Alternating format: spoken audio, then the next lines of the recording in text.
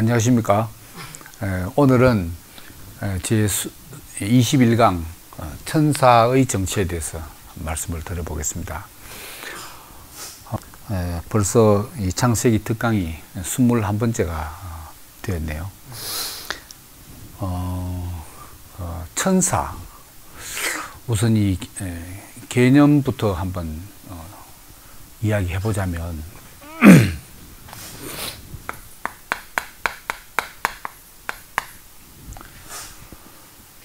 글자 그대로 이제 하늘로부터 보내진 사자라는 뜻입니다. 하늘로부터 보냄을 받은 자가 천사죠. 근데 이 천사의 그 히브리어는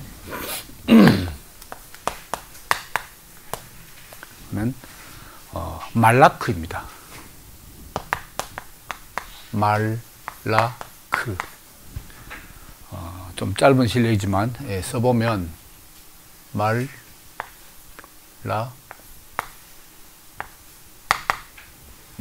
말라크. 그리고 이제 헬라어로 말하자면 앙겔로스입니다.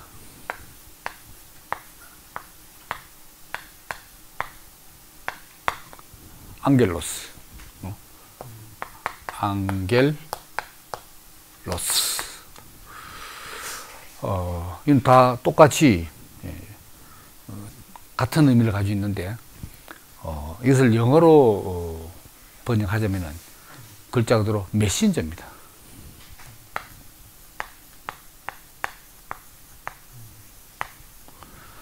메신저, 소식을 전하는 자, 소식을 전하기 위해서 보냄을 받은 자라는 뜻이죠. 메신저. 구약 성경의 마지막이 뭡니까? 말라기가 나의 사자, 말라키 하고 어원이 같습니다. 말라크. 나의 사자라는 뜻입니다. 나의 천사, 나의 사자.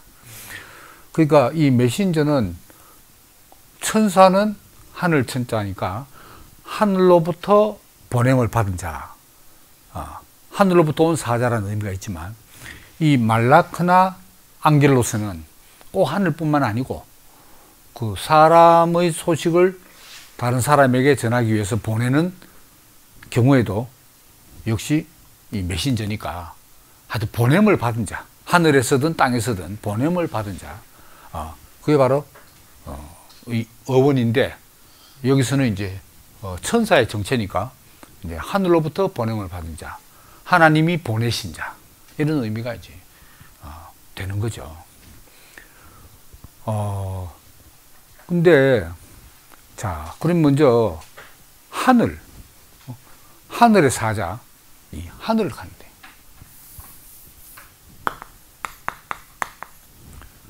하늘로부터 땅으로, 하나님으로부터 사람에게로, 하늘의 소식을, 또 하나님의 뜻을, 하나님의 계획을 인간에게 알리기 위해서 보내는 심부름꾼. 왜 바로 이제 말라크고 히라보로 앙겔로스다 이거지. 여기에서 물론 이제 뭡니까? 영어의 엔젤이 나오는 거죠.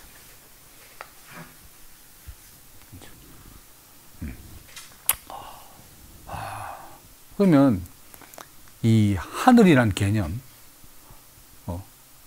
이것은 이제 어디서 나왔냐? 뭐 두말할 필요도 없이 이제 성경에서 나온 거죠. 성경에서.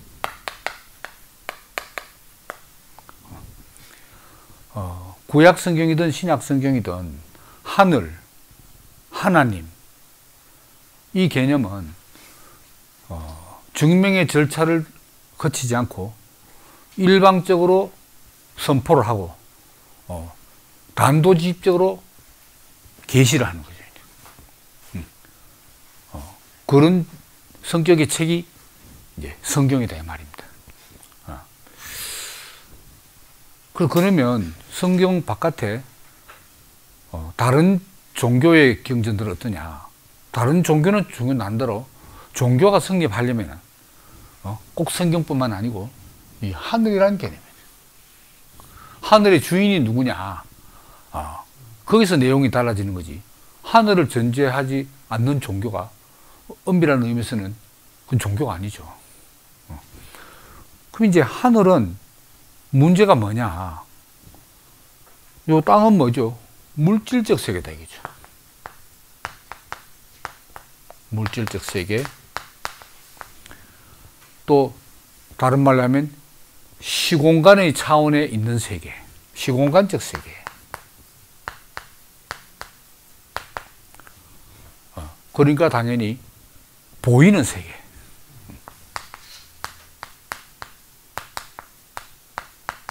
세계다.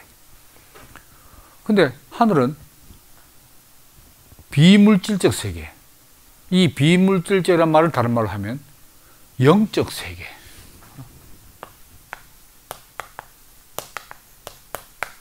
영적 세계. 시공을 초월하는 세계.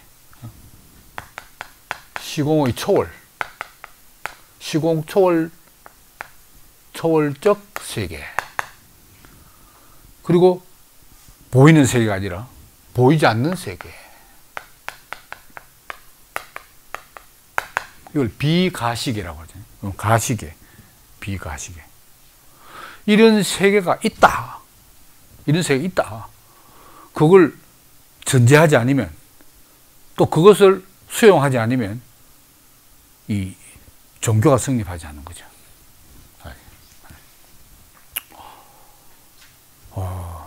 그러면 이제 보이지 않는 세계를 종교에서만 이야기하냐? 꼭 그런 건 아니다 이거죠. 철학에서 이거 이제 종교, 철학. 철학에서는 이 전통적으로 철학을, 필로소피아를 다른 말로 어떻게 표현했냐? 형이상학이라고 했다 이거죠. 형이상학. 한자로 하면 형태 그 위에 있는 것을 탐구하는 학문. 영어로 메타피직스.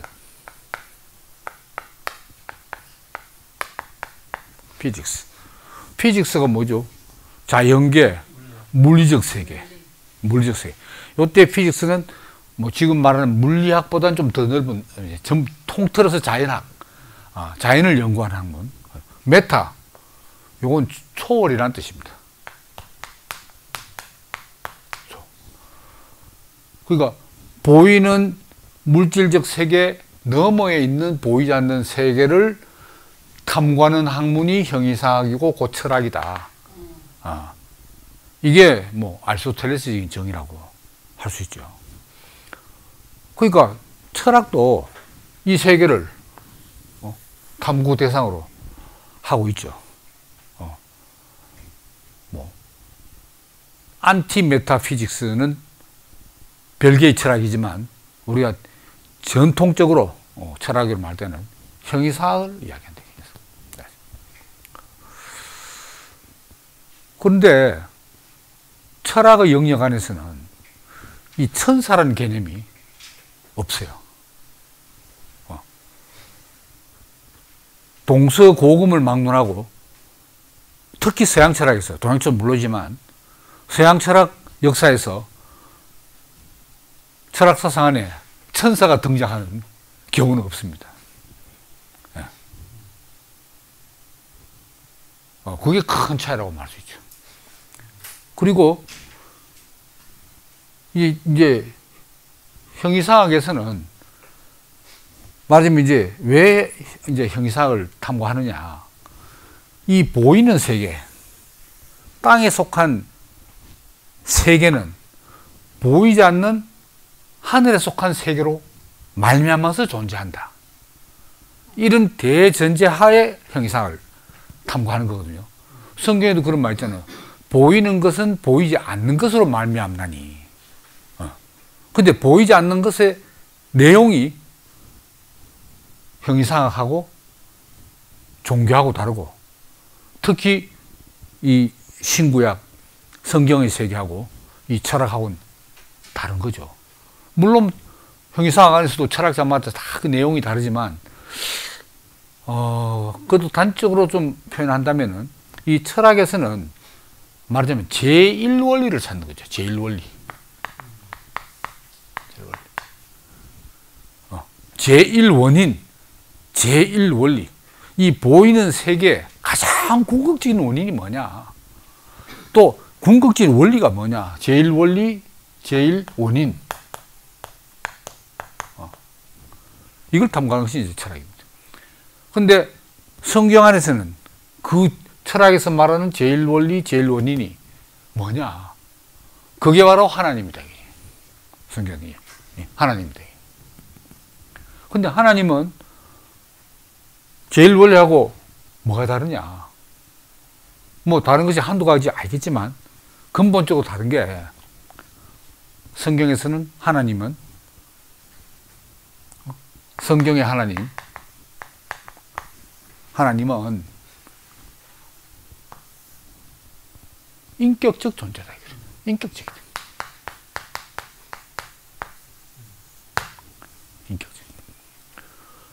인격적이라는 게 뭐 말입니까? 인간의 격을 갖춘 그런 하나님이다. 이 말 아닙니까? 그럼 다른 말로 하면 인간의 격이 뭡니까? 동물하고 다른 차이가, 어째? 이성을 가지고 있다. 이성. 이성은 뭐로 되어 있죠? 지정의. 지정의. 이게 사람의 특징 아닙니까? 지정. 그리고 뭐 비싼 말이지만, 요 이제 도덕 의식을 가지고 있다. 뭐 이런 거. 뭐, 아니, 양심. 타고나.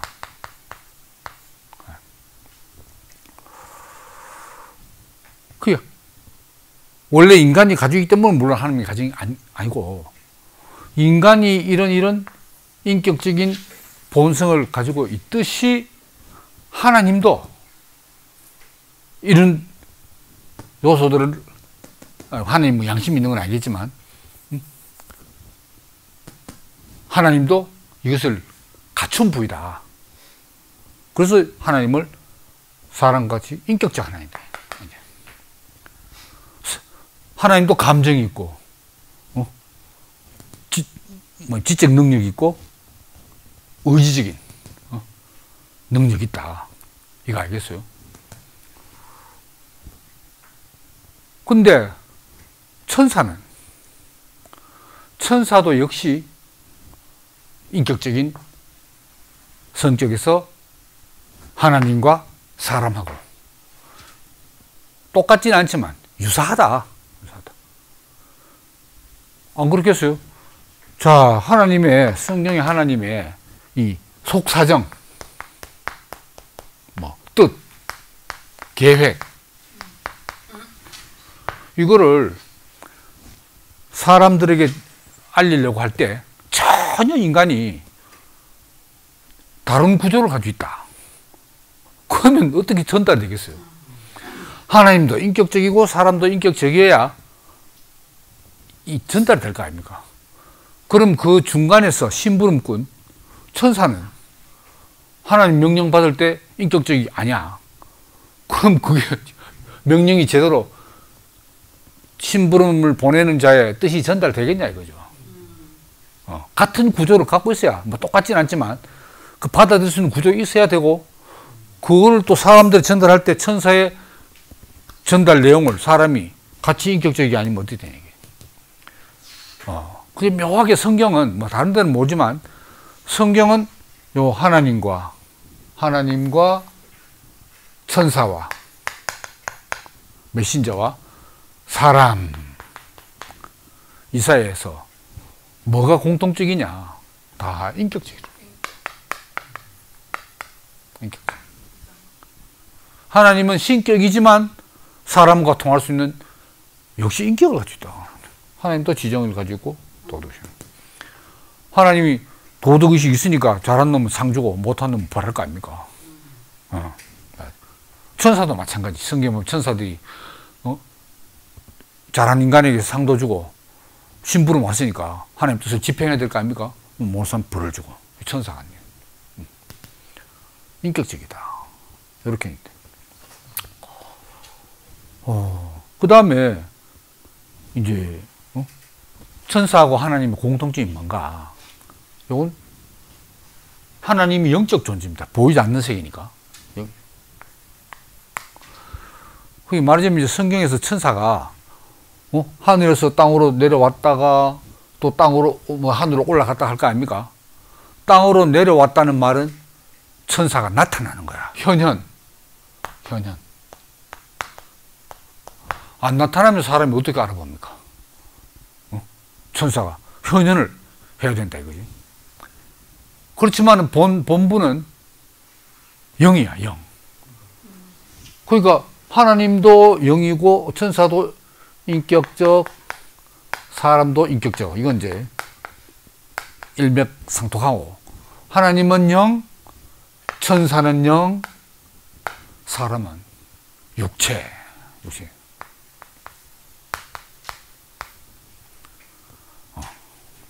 여기서 이제 큰 차이가 있는 거죠.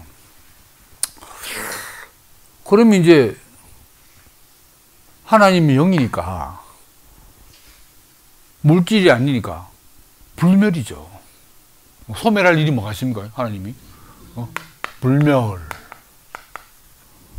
그럼 천사도 영이니까 불멸이지. 불멸. 사람은 육체적 존재니까 사멸.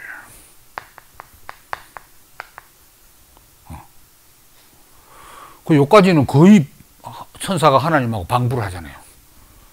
그 어찌 보면 사람이 천사하고 하나님하고 구별하기 쉽지 않아요. 성경에 보면 하나님의 사자가 분명히 야곱에게 왔는데, 아, 내가 하나님을 배웠고 내가 죽지 아니하였구나. 그게 하나님 자신인 줄 알지. 천사가 왔는 걸로 하나님 사자가 온 걸 모른다니까요. 구별이 잘 안 돼. 우리는 또 하니까.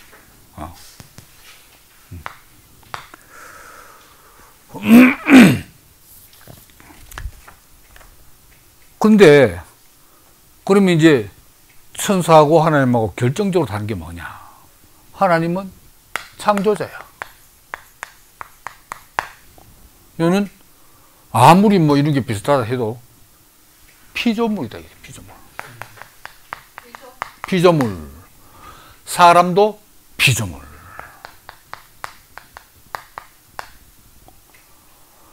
그러니까 천사하고 사람하고 비슷한 거는 인격적, 인격적. 피조물, 피조물. 요게 이제 비슷한 점이고, 틀린 점은 이건 영, 육체, 불멸, 사멸. 이렇게 이제 되는 거죠. 그러니까 이제 사람하고 하나님하고 이제 비슷한 점은 우리의 형상을 따라 우리의 모양대로 우리가 사람을 만들고, 전에 우리가 하나님의 형상한테 여러 차례 이야기했지 않습니까? 형상은 말하자면 그 안에 내용을, 실제의 내용을 담는다 이거죠. 그러면 예를 들어서 장갑이 손의 형상을 따라서 만들어졌다면은 손 모양하고 비슷해야 장갑이 되지. 사람 손은 뼈와 살이고 장갑은 실로 돼 있어요. 천으로 돼 있어. 그렇지만 비슷한 손 모양 아니면 안 들어가잖아요. 그 인격적, 요건 비슷해. 하나님도 지정을 가지고 있고 인간도 지정의를 가지고 있다. 요건 비슷한데 나머지는 다 달라. 차이가 더 많죠. 요건 피조물이란 거 하나 또 더 비슷하잖아요. 그러니까 사람은 고래로부터 어찌 보면 많은 현대인들까지 하나님이 사람보다 분명히 높으신 분이라면 천사는 보면 분명히 높은 분으로 보이지, 사람보다. 왜? 바로 영이고 불멸인데, 불멸. 가장 결정적인 차이. 인간은 사멸, 천사는 불멸. 그러면 천사가 사람한테 네 가진 거 다 하고 내 불멸하고 바꿀래 하면은 사람이 안 바꾸겠어요. 아마 진짜 천사가 만약 저한테 들어와서 하면은 아마 저는 바꾸지 싶어. 근데 다 줄게.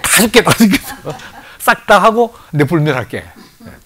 가장 인간이 부러워한 게 불멸 아닙니까? 불멸. 그래서 이 천사론이 가장 깊이 연구되고 천사론이 절정에 달하는 시기가 중세 아닙니까? 그 중세 특히 스콜라 철학자 가운데서 토마스 아퀴나스의 만물의 위계질서를 보면은 식물, 동물, 인간 위에 이 전부 다 피조물입니다. 위에 하나님인데 여기에 천사가 들어간다. 천사. 인간이고 인간 위에 천사를 상위의 존재로 탁 당연히.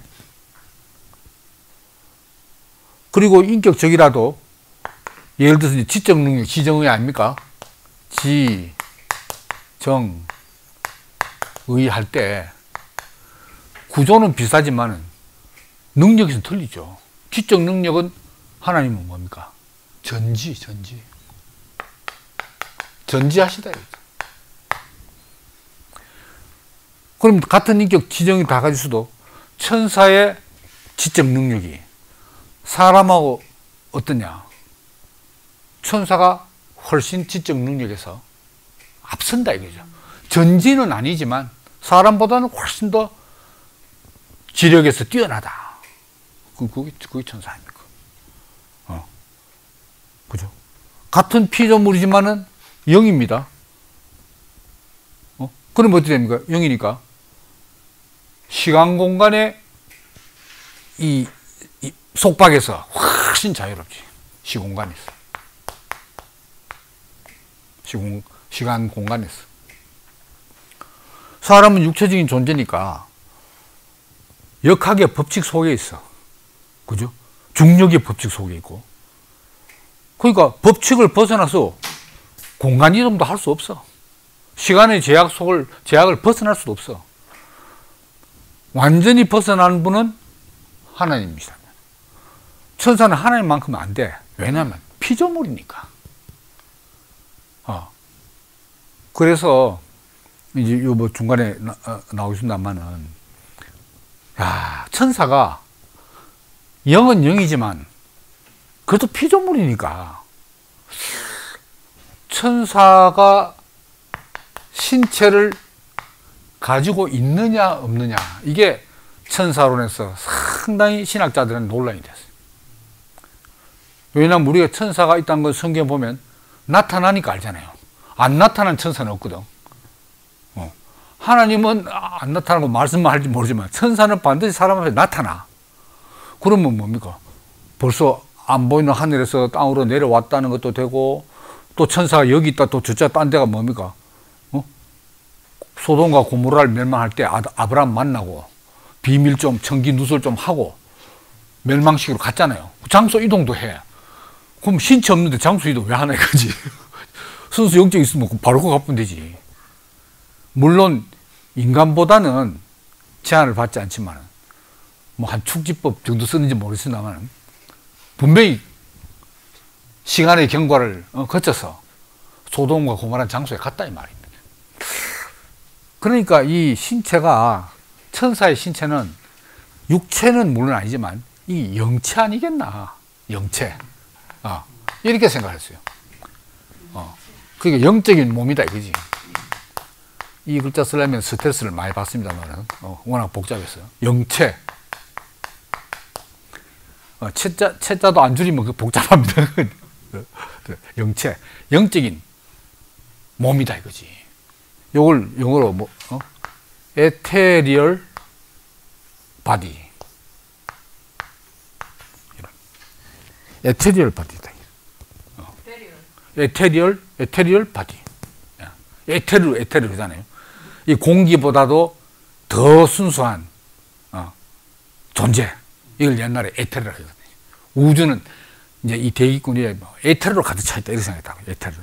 그만큼 몸체는 몸체지만 공기보다 더 순수하고 가벼운 에테르로 돼 있으니까 뭐 바람보다 더 빨리 날아다니는 거지. 그렇지만 어쨌든 바다에 있어야 되죠. 아니냐. 해서 그런 근거를 막 된다. 장소도 이동도 하죠. 피죠. 물이죠. 나타나죠. 그거 멈춰서 어떻게 나타나냐. 이렇게 해석하는 신학자도 있고, 반대로 아니다. 순수한 영이다. 영. 피조물이지만 영이다. 영은 물질적인 차원을 벗어나. 아무리 영체라도 이거는 물질적인 차원을 벗어날 수 없잖아요. 에테르도 뭐 물질 중 하나니까. 그래서 이제 영체냐, 영이냐, 순수 영이냐. 여기서 이제 천사의 이 신체성 문제, 이런, 뭐, 20세기까지 천사에 관해서는 계속 이 대립된 해석이 있어 왔다. 그렇게 이제. 옛날 고대도 마찬가지고, 중세 때도 마찬가지고. 근데 뭐, 어느 게 맞느냐, 이걸 판정하기는 대단히 어려운 일이죠. 하여튼, 이런 이제, 제가 이걸 결론 부분에서 이야기할 텐데요. 처음에 바로 이게 들고 나왔으나마는, 요런 이제 차이다.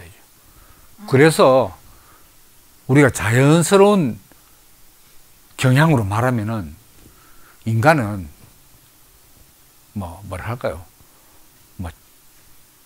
제대로 정신 바짝 차리지 않으면 천사를 흠모하는 게 당연하다 이거죠. 흠모하는 게. 그래서 우리가 이전에 이야기로 했던 이야기 돌아가면은 아담과 하와가 타락을 했다. 범죄를 했다. 왜 했느냐? 천사의 유혹을 받아서 그렇다. 그럼 유혹 받는다고 다 넘어가냐? 근데 유혹이 너무 그럴듯하니까 그 유혹을 받아들였다는 거는 그만큼 그 유혹하는 자를 부러워했다는 거잖아요.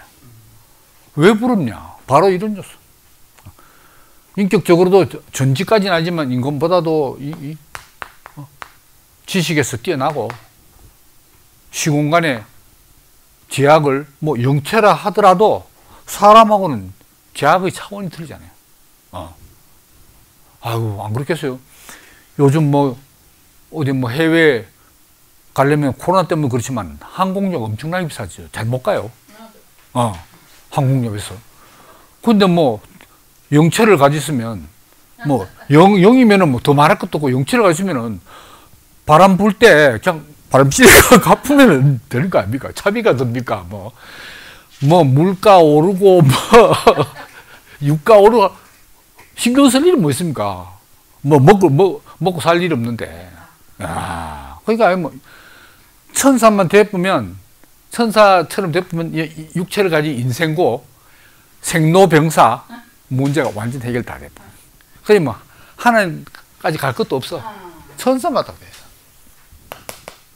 이러니까 유혹이 넘어가지. 네가 이걸 먹으면, 눈이 밝아서 네가 하나님까지 된다. 정령 먹지 말라 하더냐? 안 죽는다. 안 죽는다. 이렇게 유혹해버리니까. 나도 천사처럼 되면 얼마나 좋겠냐. 그거 알겠어요?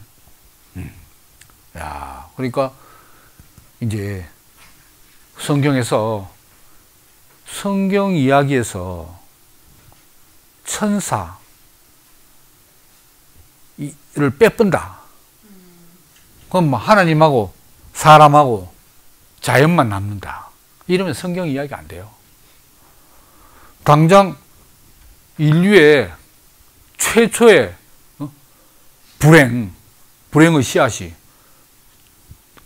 물론 타락한 천사지만 천사 때문에 일어난 거 아닙니까? 뭐 악한 천사, 타락한 천사, 거역한 천사, 이건 명천사, 성분의 천사 아닙니까? 야, 그러니까 천사 빼면은 이야기가 안 돼요.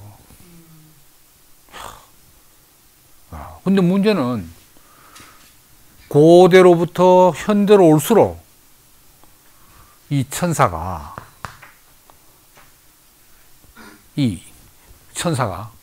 고대로 갈수록 그렇게 심각하고 또 실감나고 사람들이 있다고 대부분 기독교는 다 믿었고, 성경에도 구약부터 신약까지 천사가 빠질 데가 없고, 하지만 성경은 그대로 남아있는데 이 현대에 와서 이 합리주의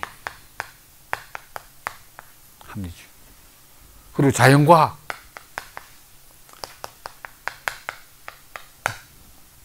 합리주의 정신과 과학적인 정신으로 볼 때 이 천사는 황당한 존재인 거라. 천사가 많은 오늘날 현대인에게는 부러운 존재라기보다 황당한 존재인 거예요.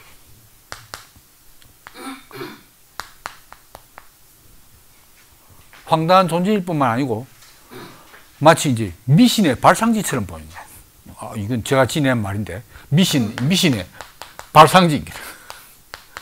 완전히 그 미신 아니냐. 저도 그래요. 저 학교 몸담고 있을 때도 이게 전혀 성경 배경 없는 학생들에게 이야기할 때 천사 이야기를 하면 신경 쓰이는 거라. 그 말 때문에 교수님 그래 안 봤는데 여기 사람 상당히 미신적이네 이럴 갈까봐 딴 말로 돌려야 해야 되고 하지. 천사를 바로 못 꺼내고 특히 사탄 이런 이야기를 선생님 사탄 봤어요? 가면 내가 하긴 하나님도 못 봤지만은 사탄도 역시 못 본 거죠. 근데 어쨌든 성경적인 세계관, 성경적인 인간관, 성경적인 역사관에서는 천사 중에 자리를 이탈한 천사들의 우두머리, 두목, 사탄을 빼고는 현재 인간의 상태가 설명이 안 된다는 것이.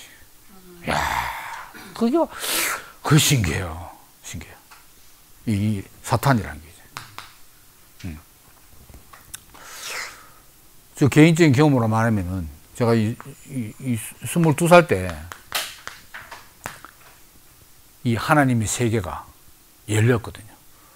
물론 그렇게 그 세계를 열어준 제 은혜로운 저의 참 스승이 계셔서 그랬지만은 딱 열렸어. 와, 성경이 한꺼번에 다 열린 것 같았어. 정말 하늘이 열렸어. 하늘의 빛이 저게 비치고 그런 상태였는데, 그때 제가 직감적으로 딱 알아지는 게 뭐냐. 내가 22년 동안 속았구나.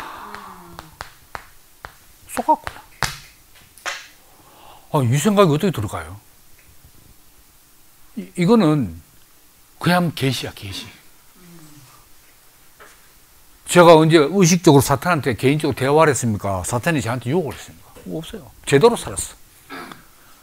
학교에서 배운 대로, 부모님이 가르쳐 주신 대로, 나름대로 인간답게 살아보려고 열심히 살았어. 근데 탁 하늘에 빛이 비치니까, 눈이 딱 떠지니까, 내가 뭔가에 쏘갔구나. 이게 어떻게 알아질까요? 그때 성경에 딱 보니까 사탄이 하와를 유혹했던 그 사탄이 물론 육안으로 못 봤지.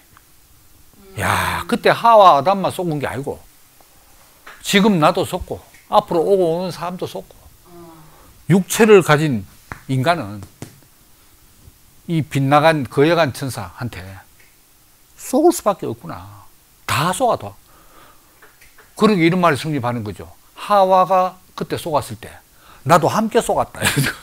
이건 시간 문제가 아니에요. 시한문제.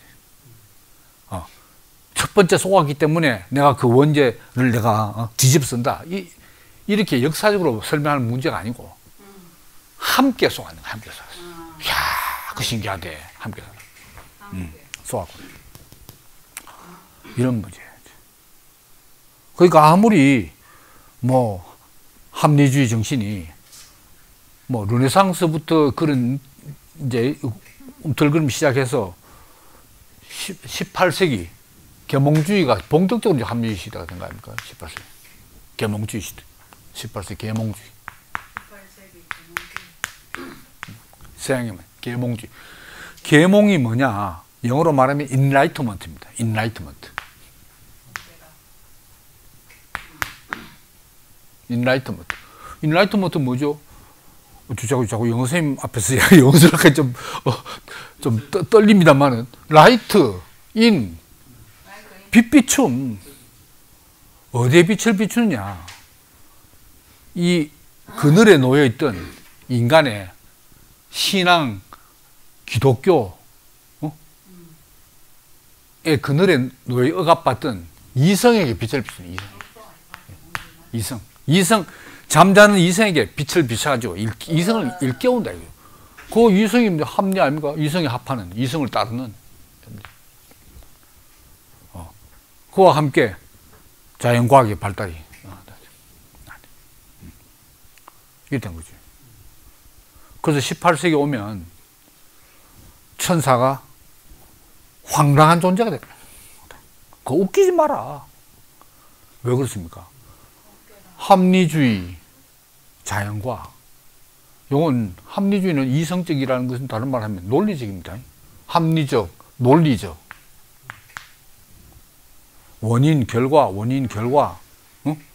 딱 그 전제, 그 결과, 딱 필연적인 연결이 되잖아요. 그 다음에 자연과학은 뭡니까? 자연과학의 방법론이 관찰이야, 관찰, 처음에. 관찰. 하고 실험을 해. 그 다음에 증명을 하는 거야. 증명이 딱 돼. 그러면 사탄이든 뭐 선한 천사든 관찰이 되나? 안 돼요. 그 다음에 있는지 없는지 실험도 안 되고, 그러니까 증명이 안 되는 거지. 야, 그러니까 황당한 존재지. 그래서 18세기, 19세기, 실판이 어떻게 순서가 안 맞습니다만은 19세기 딱. 19세기 오면 이제 신학에서 본격적으로 자유주의 신학이 됩니다.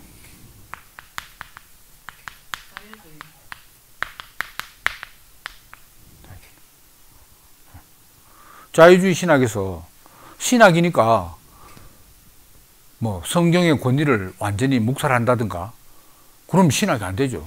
다 이 신학 자들입니다. 근데 성경을 대하는 태도가 틀리지. 그 이전은 뭡니까? 뭐 가톨릭이든 개신교든 오히려 특히 또 종교개혁 시대, 종교개혁 16세기 아닙니까? 개혁 시대는 오직 성경에만, 성경은 하나님 말씀이고 하나님 말씀은 오류가 없는 무어니까 성경은 오류가 없다. 성경 무어설이었어. 무어설은 다른 말 하면 글자 그대로 전부 망고불변의 진리야. 그게 문자주의 아닙니까? 문자주의. 문자 그대로입니다. 문자주의. 예를 들면 에덴 동산의 뱀이 하와에게 말을 유혹했다. 그럼 그거는 비유고 상징이지. 뭐 뱀이 그 말을 해. 그 사탄, 간교한 사탄을 비유하려니까 뱀이 제일 맞는 형상이고, 그래서 이제 상징적으로 말한 거지. 뱀이 무슨 사람한테 말을 거냐. 이거는 문자주의가 아니잖아요. 근데 문자주의는 그대로 믿는 거예요.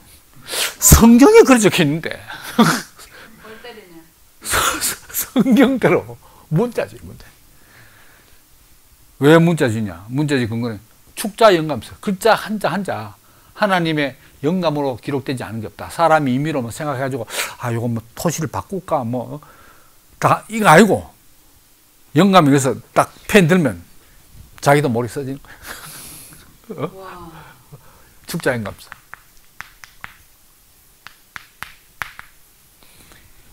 이렇게 내려오던 이 성경관을 이 자유주의 신학 완전히 여기에 게 해석학이 등장하고, 그죠? 해석.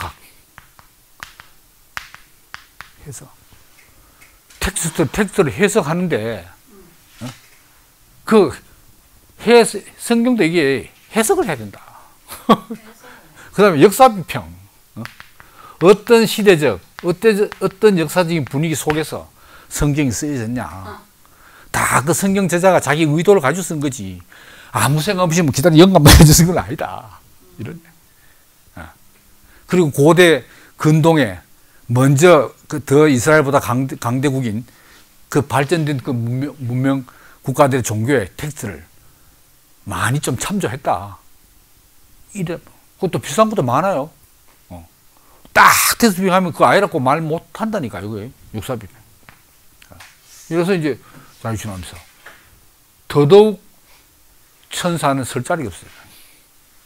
천사가 설 자리 없으면 사탄도 설 자리 없어요. 뭐 사탄도 악한 천사지만 천사 세계의 일은 아닙니까?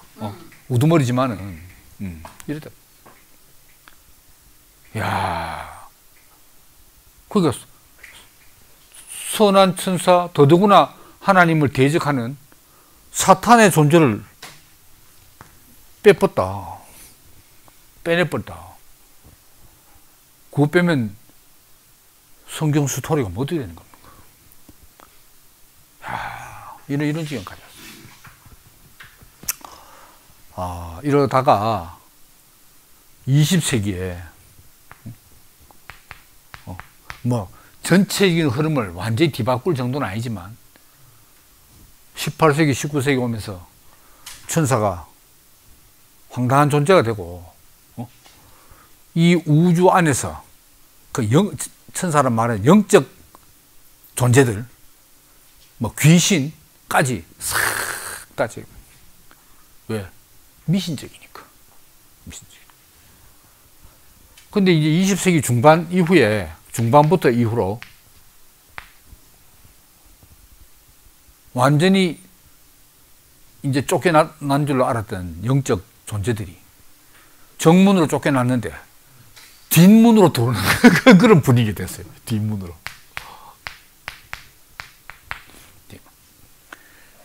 이게 이제 여러 가지 요인이 있는데, 첫째 요인이 뭐냐면, 이제 서구는 이제 대다수가 가톨릭 개신교잖아요. 그 기독교지, 전체적으로. 근데 뭐 중국이라든가 동남아라든가 아프리카라든가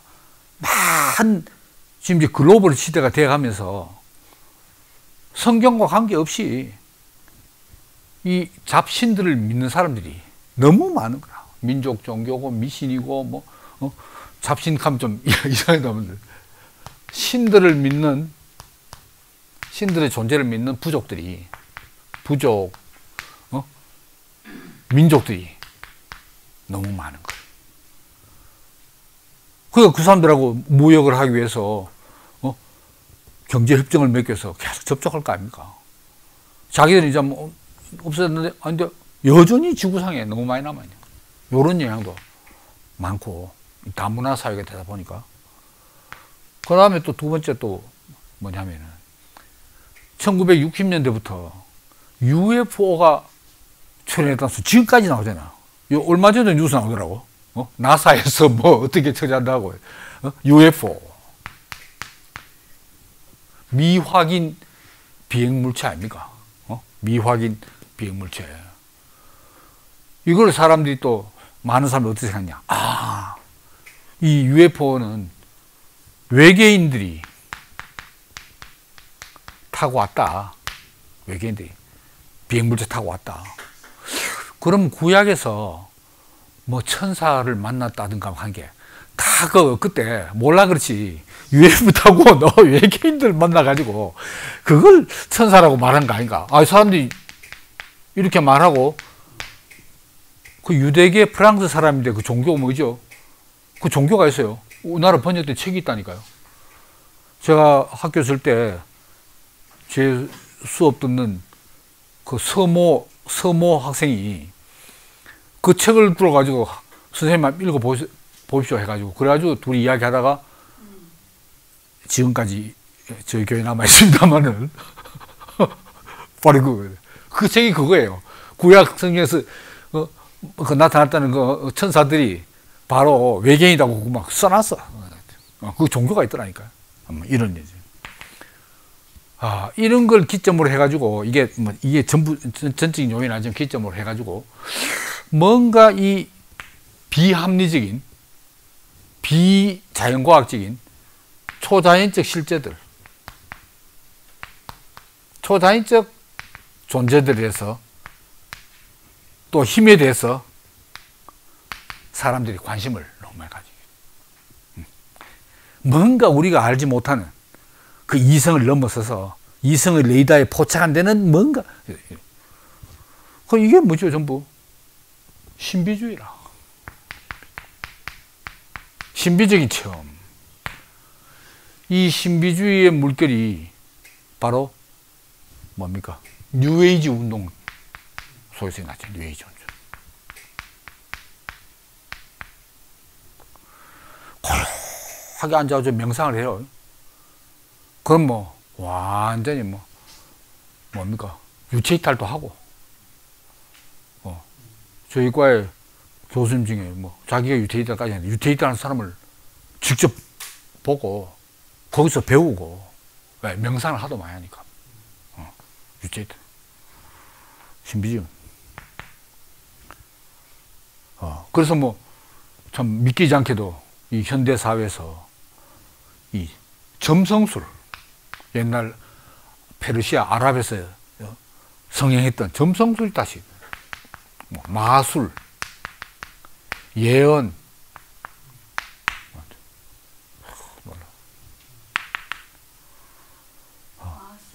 이런 게 직접적으로 성경의 천사하고 연관되는 건 아니지만, 다 어떤 영적인 실제가 있다.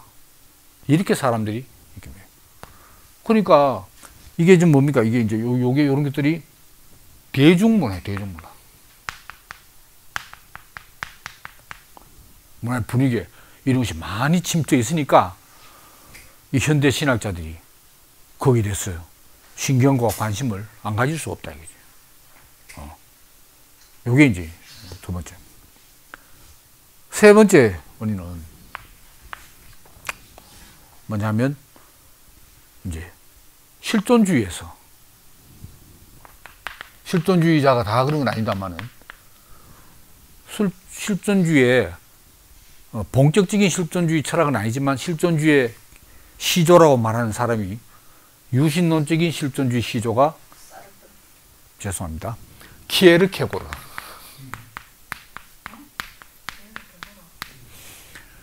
맞으면 제가 밥을 한번 대접할 텐데 틀렸어요. 죄송합니다. 키에르케고르.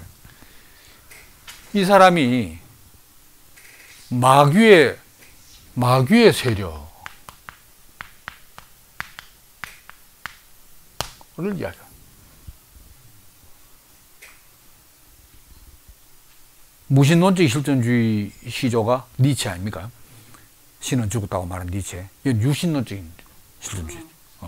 이 덴마크 사람이죠. 마귀의 세력. 왜 이 사람이 이런 말을 하게 됐냐? 인간의 실존적인 상황,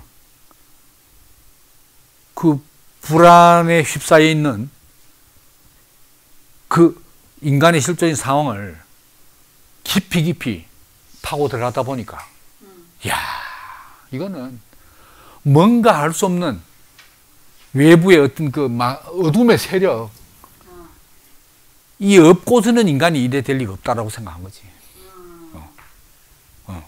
그래서 실존주의 철학 아닙니까?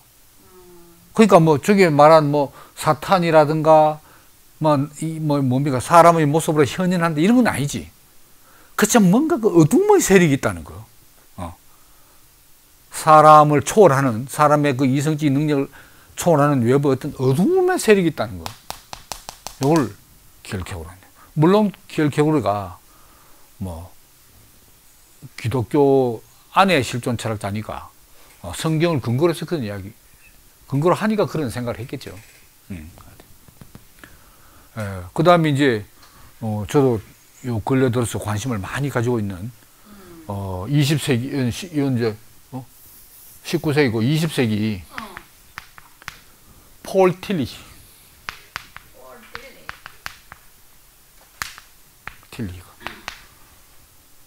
실존주의 신학자라고 말하잖아요. 뭐 불트만, 폴 틸리 이런 사람들이 실존주의 신학자라고 말하고, 이 사람이 하이데거, 쉘링, 키엘케고르 여기에 영향을 많이 받은 사람입니다. 폴 틸리가 아주 좀 의미심장한 말을 했는 것 같아요. 이걸 말하면 뭐 거의 시간이 다 될 것 같은데, 폴 틸리는 뭐라고 말하냐면, 이 천사를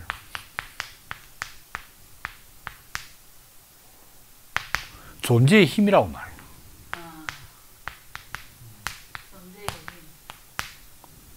존재의 힘이라고. 그래서 이 존재의 힘인데, 특히 마귀, 그 악한 천사, 타락한 천사, 마귀는 뭐냐?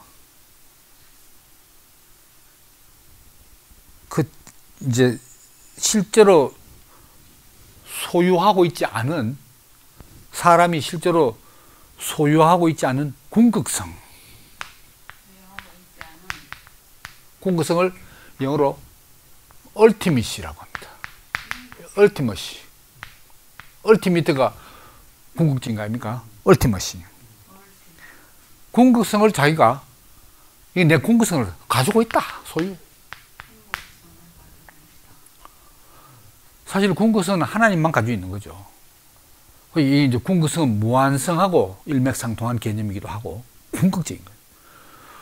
근데 틸리가 늘 말하듯이 그 하나님에 대한 관심은 바로 궁극적 관심이다. 궁극성에 대한 관심이다 이 말입니다. 궁극성이 무한성하고 이제 그 유한한 존재가 무한을 동경하고 무한을 추구하는 거야. 근데 소유하고 있지는 않아. 그런데 자기가 궁극성을 소유하고 있다고 착각하고 있는 거죠. 소유한다고 착각을 해요. 착각하고 주장하는, 내가 궁극적으로 소유하고 있다. 주장하는 개인 및 사회생활에 있어서의 구조들, 개인과 사회의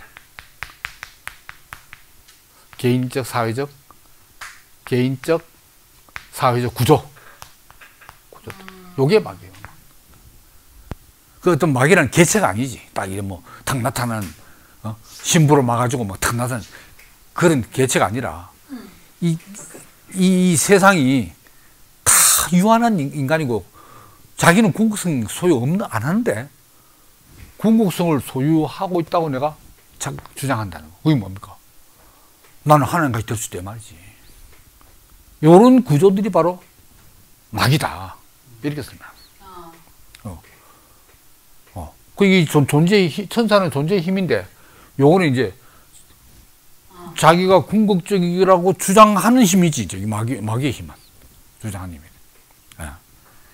그리고 또 이제 한 게, 이런 이 마귀적인, 마성적인 구조들이 어떻게 되냐면, 인간으로 하여금 자연스러운 자기 긍정,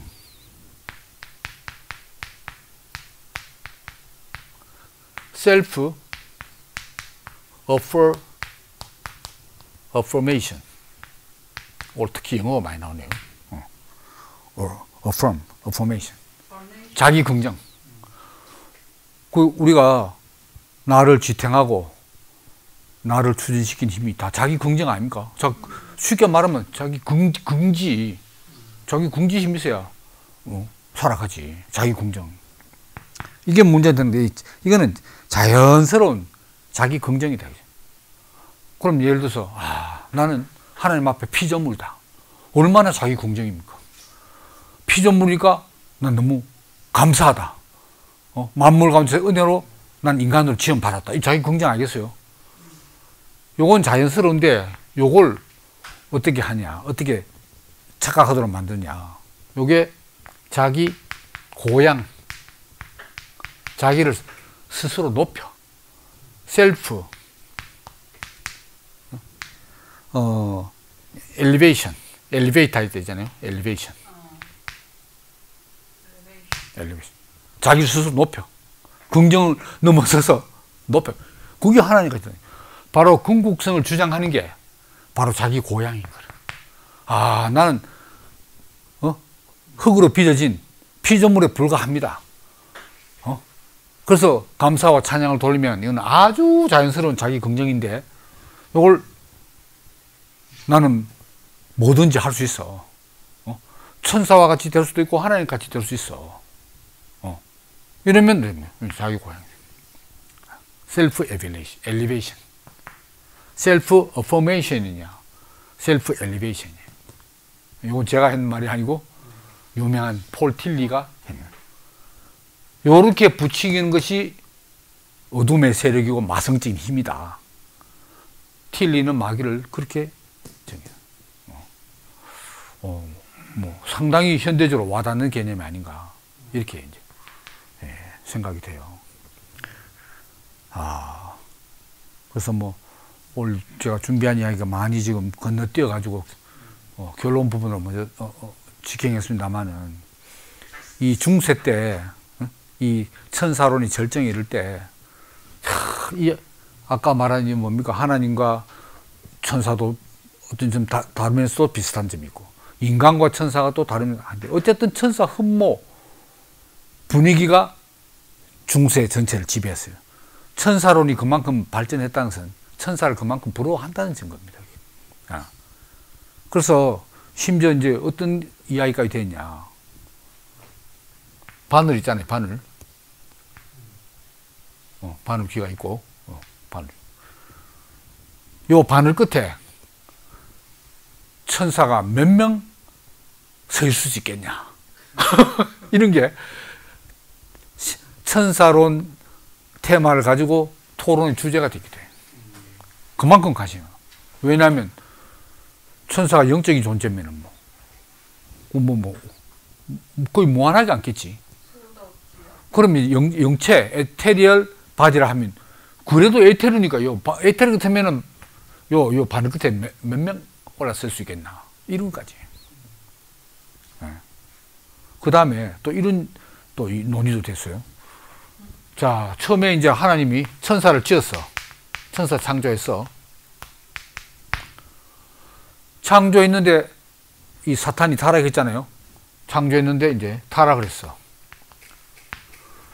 그럼 이 창조와 타락할 때까지 요 기간이 얼마 걸렸나? 그게 얼마 걸렸나 이제. 그런데 유명한 토마스 아퀴나스는 창조되자마자 바로 타락했다. 바로 타락했다. 이렇게. 그리고 또 그러면은 천사가 인간보다 뛰어난 지식을 가지고 있는데, 천사의 지식은, 천사가 소유한 지식은 창조될 때 전부 다 가지고 나왔냐? 사람처럼 백지 상태에서 경험해가면서 지식을 안다고 하냐? 이런 것도 또 논란의 대상이 돼요. 근데 대부분 이 신학자들은 천사는 창조될 때 한꺼번에 이미 다 알고 나왔다. 하나님 다 알도록 그 안에 넣어놨다. 그럼 안 다음에는, 그 다음에는 더 이상 지식의 추가가 필요 없냐? 리필이 필요 없냐? 할 때 둔스 스코투스는 리필이 있다. 토마스 아퀴나스는 리필이 없다. 이렇게 말하고. 그리고 사람은 이게 이 지식을 이 확장해 나갈 때 추론을 하잖아요. 추론. 경험을 하나 하면 그 경험을 바탕으로 해서 이 논리적인 추론에서 더 경험하지 않은까지 나아가잖아요. 아는 지식까지. 그럼 천사는 추론적 지식이 가능하냐? 아니면 직관적 지식만 가능하냐? 추론은 필요 없고 직관적으로만 하냐? 토마스 아퀴나스 직관적 지식만 가능하다. 둔스 스코투스, 둔스도 유명합니다. 추론적 지식도 가능하다. 이래가지고 그 제자들까지 싸우고. 그러니까 이 중세 청사로는 서양 중세는 대단히 사변적입니다. 사변적 천사론.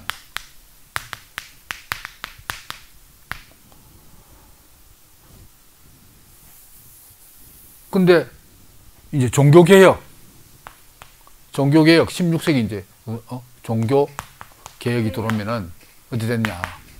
이건 성경적인 천사론. 종교개혁의 두 주역이 누굽니까? 루터와 칼빈. 그래서 칼빈은 너무 철학적인 사변으로 천사론을 전개하지 않지. 왜냐하면 스콜라 철학에 반대해서 나온 사람들이니까. 그래서 천사에 대해서 천사의 정의를 좀 간단하게 좀 할 수 없나. 그래서 칼빈이 찾은 것이 어디냐? 히브리서 1장 14절. 그래서 뭐냐? 모든 천사들은 섬기는 영이다. 섬기는 영으로서 구원받을 상속자들을 위하여 섬기라고 보내심이 아니냐. 이게 천사다 이거야. 뭐 바늘 끝에 뭐 몇 명 안 뜬지 말든지 이렇게 문제가 아니고 성경은 그런 거 이야기 안 해놨다 이거지. 괜히 인간이 철학적으로 사변 하면 끝이 있냐. 성경에서 나오는 천사 정의만 우리가 찾으면 될 거 아니냐. 그 칼빈은 바로 섬기는 영이고 구원받을 상속자들을 위하여, 다시 말하면 이제 구원받을 우리를 위하여 섬기라고 보내는 메신저가 아니냐, 사자가 아니냐. 요게 가장 이제 정확한 천사의 정의다. 칼빈은 그렇게 말하고 있는. 더 이상 나아가지 않는 거죠. 근데 이제 제가 볼 때, 거기 이제, 뭐 다 참 많은 걸 다 이야기 못 하겠습니다만은, 중요한 제가 구절을 하나 정한데, 자, 제가 아까 처음에 말할 때, 사람들이 천사를 자연스러운 경향으로 부러워한다 그랬잖아요. 근데 성경은 그렇게 말하고 있지 않다는 거죠. 그 구절이 어디냐? 바로 섬기는 영, 아까 히브리서 1장 이것도 그렇고 사람을 섬기라고 보낸 영이 아니야. 그리고 이제 그 1장 5절 히브리서 1장 5절에서 뭐라고 말했냐? 하나님께서 어느 때에 천사 중 누구에게 너가 내 아들이라 오늘날 내가 너를 낳았다 하셨으며 또다시 나는 그에게 아버지가 되고 그는 내게 아들이 되리라 하셨느냐. 어느 천사에게 이야기했냐 이거라.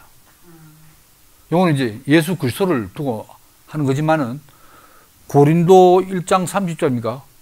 그럼 뭐라고 했죠? 우리는 하나님께로부터 나서 그리스도 예수 안에 있고 우리가 하나님께로부터 났다 이거죠. 아까 뭐라고 했습니까? 구원받을 상속자들을 위하여 섬기라고 보내신 게 아니냐. 구원받을 상속자들이 아들이지. 그러니까 히브리서에서 뭐 다른 데도 그렇게, 특히 히브리서에서는 이 사람과 천사의 위계 질서에서 중세 그 유명한 토마스 아퀴나스까지 사람 위에 전부 천사를 뒀는데 완전히 이게 뒤바뀌는 거예요, 사실은. 이건 불의는 영이다. 불의는 영적인 종이다 이거죠. 사람이 천사 위에 있다. 왜? 얘는 아들이니까. 아들이고 이 종이다. 히브리서에 분명히 그렇게 기록되어 있건만 오늘날까지도 어찌 보면 대다수의 크리스찬들이 이거는 이거대로 믿는다고 말하면서 의식적으로, 의식 안에서는 천사가 그래. 왜 그런가? 바로 아까 다 지웠던데 천사는 불멸이다. 불멸. 제일 부러운 게 불멸이야. 불멸. 나는 물론 뭐 종말론적 신앙이 하면은 무덤에 들어가 있다가 재림 때 다시 부활에 나와가지고 합격받아서 영생 복락을 영생 불사한다고 믿지만 어쨌든 현실적으로는 죽잖아요. 사멸이야, 사멸. 그러니까 불멸 앞에서 사멸이 맥을 못 춘다는 거지. 그러고 하나님을 방불케 하는 전능은 아니지만 전능에 가깝잖아요. 천사의 능력이 사람하고 비교 안 되잖아요. 이건 유한한 존재고, 물론 천사도 유한하지만 거의 무한과 유한 중간쯤 되잖아요. 그러니까 부러워하지. 야, 그리고 히브리서 기자가 이렇게 말할 때 그 자신은 얼마나 이 사람의 존귀함, 사람의 이 정체성을 정확히 알고 있는가. 이건 하나님 아들이다. 하나님 아들이고, 아까 말한 하나님 상속자고, 또 창세기로 말하면 하나님의 형상이고, 하나님의 사자지 형상이 아니다. 야, 이게 자기한테 분명한 인식이 있기 때문에 그런 구절을 적어놓지 않았나, 그렇게 생각이 되는 거죠. 세부적인 내용은 오늘 다 말 못했지만 오늘 아쉽지만 이 정도로 감사합니다.